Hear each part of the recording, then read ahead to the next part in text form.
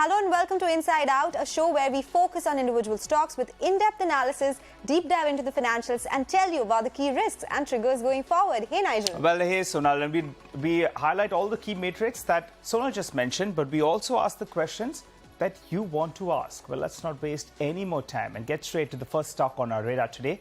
Sonal, what do you have for us on Deep Dive? Okay, so Nigel, I've always been very curious about what Nazara Technologies really does. So I thought, let's get a deep dive and understand more about the business and get an insight from the management as well.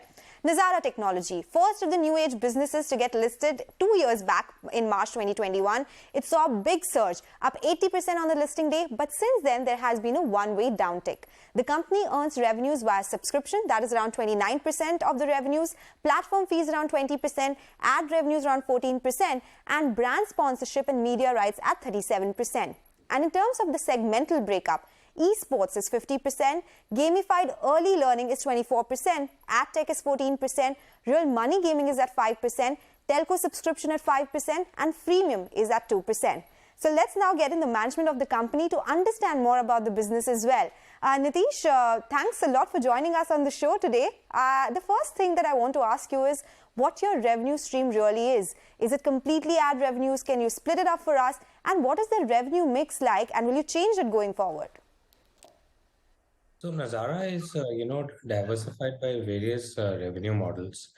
We cover advertising revenues, sponsor revenues, in-app purchase revenues, subscription revenues. So the way we built the company is to ensure that we have, strong diversification across a variety of revenue models.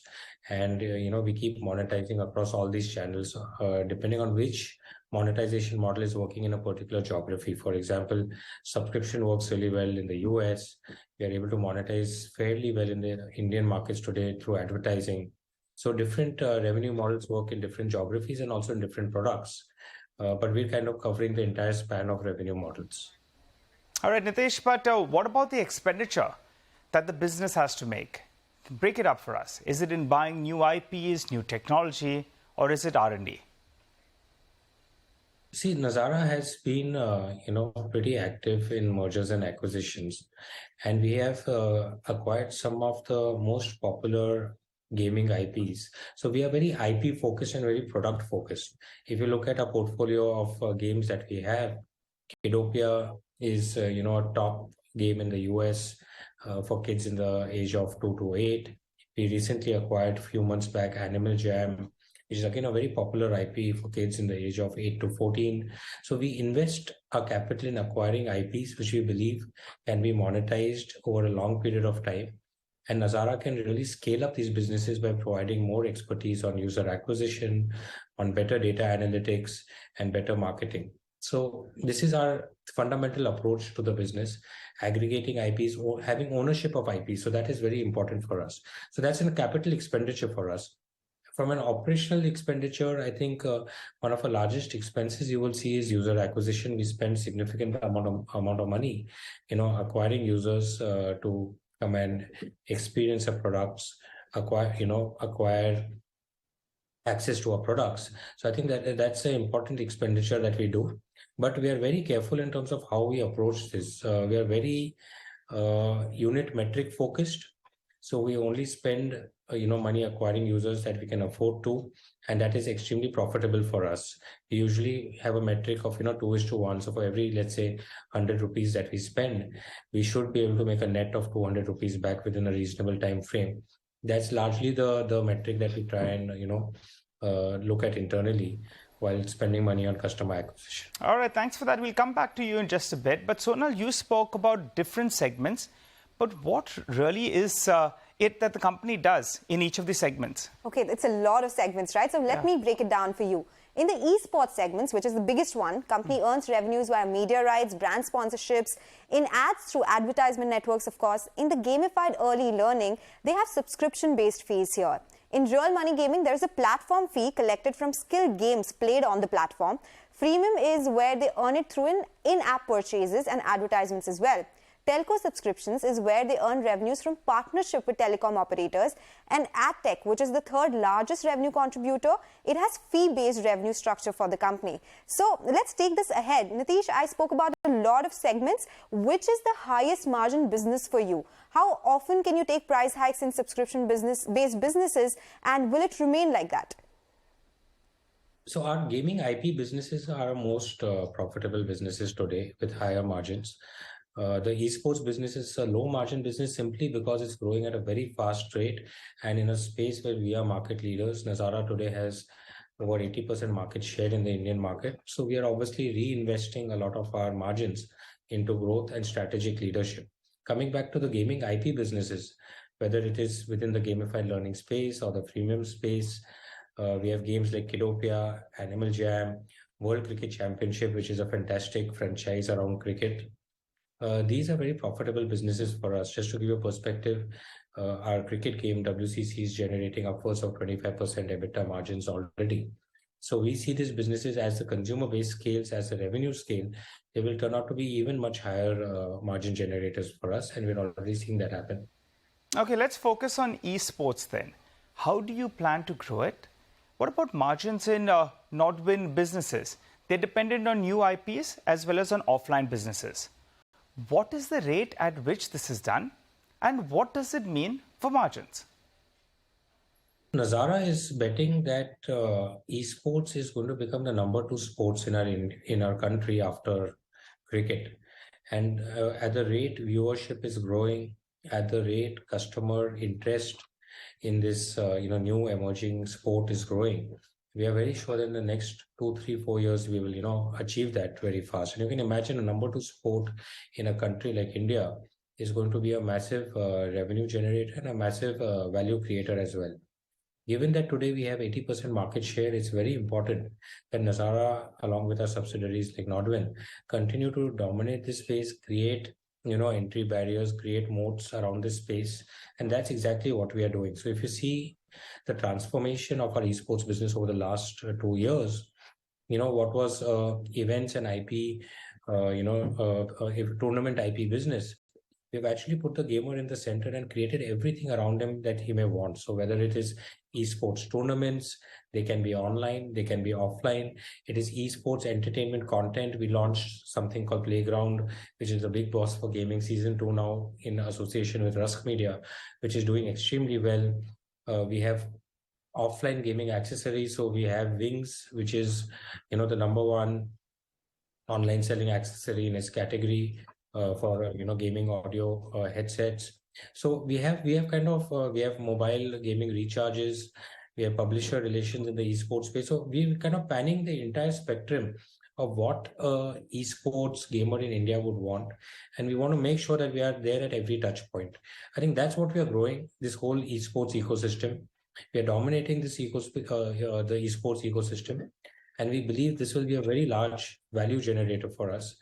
As we achieve scale, this business has grown, upwards of 80% year on year in the last 9 months, if you see reported on our Q3 numbers. And I believe that this will continue to grow very fast. At the right time, we will see, especially as media rights take off, we will see this business also become highly margin accretive.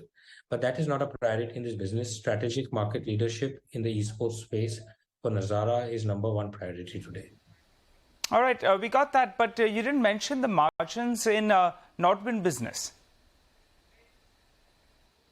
So it's low single-digit margins at this point of time, and like I said, it's a conscious approach and decision we have taken. The basic decision is let us grow our esports, revenues and strategic leadership, but let's not make losses. Let's not burn money. So let's remain profitable. If the margins right now are diluted, that's perfectly fine. We can scale them up at a certain level. I think over the next 2-3 years, what you will see is as esports becomes a top spectator sport in our country, you will see the media rights around these properties and around the esports tournaments significantly increase in value. And I think a lot of that will flow into the bottom line. So we are very hopeful that these single-digit margins over the next 3 years, become larger. Very difficult to estimate what they will be today. but that's what we are working towards. Okay, let's talk about ad tech, which is the third biggest vertical for you. What is your take here? Global ad tech is $700 billion business. How much is DataWorks here, and what kind of growth rates are you looking at? So DataWorks for us has grown over 50% year on year. So it's on its own self is growing at a very rapid clip, and we are very happy because again, it's a profitable company generating good EBITDA margins and generating its own cash flows, and those are the type of businesses we really like to operate.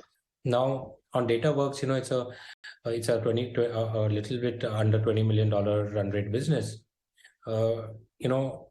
Like you yourself said, the ad tech business is so large that there's a huge room for DataWorks to grow within its own business that it operates today. But there are also multiple levels of synergies with the entire Nazara gaming ecosystem. Ad tech becomes important for gaming in multiple places, including monetization of games, including user acquisition, including first-party data of users. So I think there are multiple levels that we are integrating with DataWorks. So we see DataWorks continue to grow strongly on a standalone business, as well as creating a lot of value accretion for us through synergies with the entire Nazara network. Okay, Nitish, just hang on to that. Sonal, let's talk about the financials of the company. Now, new age companies have been known to be loss-making. What's it for Nazara? Okay, it has been profit-making for a long time. Growth has been decent as well in the business. In 9 months of FY23, companies' revenues are more than that of FY22. And they've been focusing more on revenue growth. Margins, they have been under pressure in 9 months at 10%, which compares with 15% in FY22, which is led by higher OPEX and investments. 9 months PAT is almost equal to FY22 PAT, or maybe a slightly higher. Now let's talk about balance sheet, because cash in the books of the company is at 660 crore rupees, and this is something which gives comfort to investors as well. So Nitish, let me ask about the growth plans for you. How much will you actually be growing by from here on, and what is the margin outlook for you? I think 20-25% should be the minimum growth case for us year on year. Hopefully we will achieve much better than that. I think you need to look at a larger picture, that where is gaming in our country today and where it could be 5-7 years down the line. I think if you look at that picture and look at where Nazara is, right, through a diversified portfolio of products, IPs, businesses, market leadership, and key markets in the gaming like esports, key emerging trends, I would say, like esports. All of our businesses are cash flow generating. We have a very strong DNA to generate tangible cash flows, be profitable. I think if you overlap this with the overall tailwinds in the gaming industry, I think we are only getting started. Also, Nazara has a history of over 2 decades, which means that we have the ability to persevere, to pivot in a fast changing environment, and gaming is based on technology which changes very fast. I think we have the fantastic DNA and experience to take advantage of these opportunities. So I'm very hopeful that we will bring it all together to ensure that we can continue to deliver fast growth, which is driven alongside profitability. Let's focus on your revenue mix then. You get close to around 40% of revenues from India, 60% is exports. Will this continue, or will there be a bit of a change out there in terms of revenue mix? We see both segments continue to grow for us aggressively. At some point of time, I think the Indian revenues will significantly accelerate as the propensity to pay in India increases much more. The consumption is already very high. So I think there will be a catch-up that India may grow. If you were to zoom out 5 years, perhaps India revenues could be a majority for us. But at this point of time, we are aggressively growing both Indian revenues and global revenues. It also helps us, again, from a diversification basis. Some of the products, it helps us to launch products in the US market where we can get the monetization right. We can compete with the best in global markets, and get a product right over there and then bring it to India. We are doing it with products like Kiropia, and I think that will be also very successful in India. So I think over a period of time, India revenues may surge ahead of global revenues, but at this point of time, in the next year or two, I think you will still see both revenues grow strongly. Well, you're known to be a company that makes a lot of acquisitions. So what is the process in terms of strategic acquisitions? How does the management decide which company to invest in and the typical process around it? We have a framework internally, but we continue to be an investor who wants to buy, if I were to quote the classic Buffett theory, right? Buy a good company at the right price.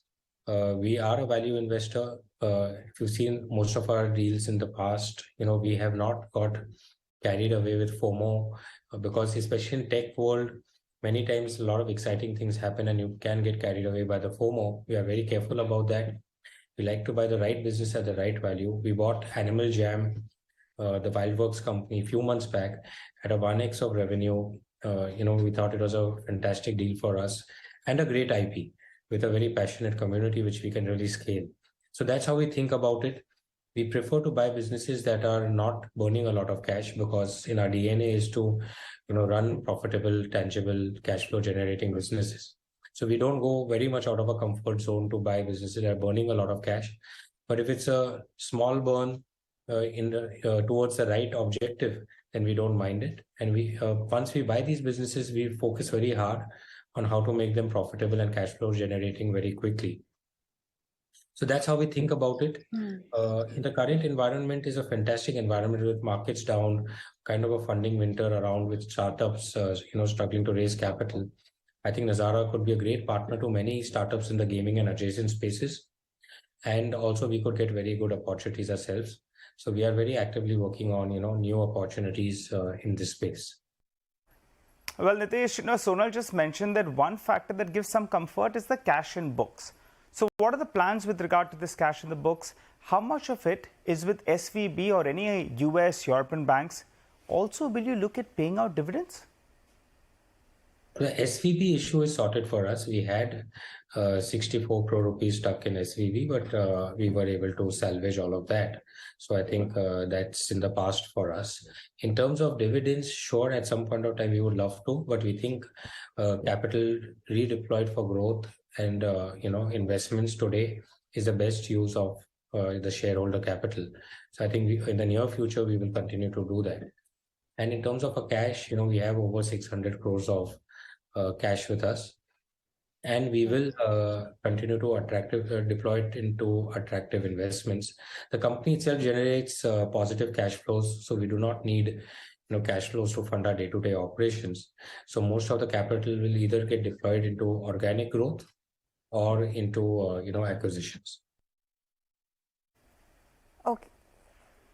Okay, I was looking at the company structure. You do have a lot of subsidiaries. So will you look at restructuring of any sorts, make the structure simpler? Will you raise capital in any of your subsidiaries? We may definitely raise capital in some of our subsidiaries. The advantage of today's structure is we have a lot of optionality and gives us a lot of flexibility within each of our businesses to structure how we can. Of course, if you delve very deep into our structure, it does look complicated. But if you zoom out and just look at what is Nazara's philosophy, DNA, and approach to the gaming ecosystem, things will look a lot more simpler. Okay, final question then, Sonal. Tell us about the shareholding pattern.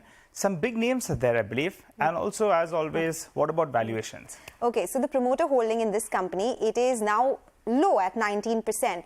But this is supported by big institutional holdings, Nigel. Mutual funds hold 5%. Insurance companies, they hold around 1.05% stake. Rekha Rakesh Jhunjhunwala at 10%. Foreign companies have 4.19% stake in the company. Bodies Corporate at 11.3%. So some big names supporting the stock movement as well.